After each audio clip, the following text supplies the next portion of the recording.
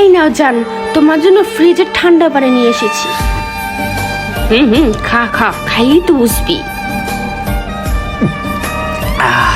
সত্যি খুব ঠান্ডা। তোমারে আজকে প্রথমবার দেখলাম। আমার তো বাস্তবে কখনোই তোমারে দেখা হয় না। অনেক দিন, 6 মাস পর। কি হয়েছে?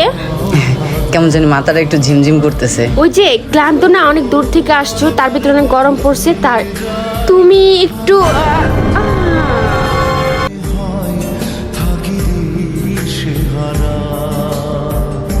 ওই কি অবস্থা?